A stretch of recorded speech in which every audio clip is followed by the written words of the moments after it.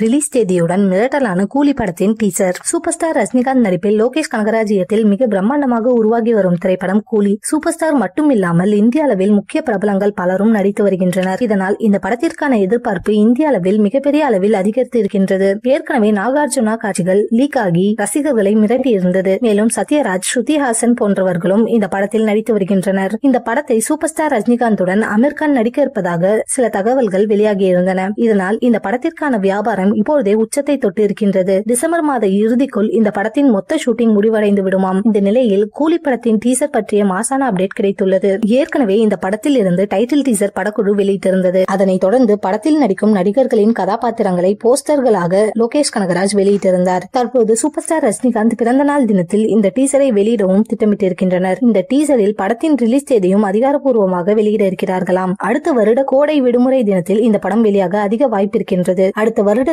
Super star ரஜினிகாந்தின் 2 படங்கள் வெளியாக உள்ளதாகவும் சில தகவல்கள் தெரிவிக்கின்றது.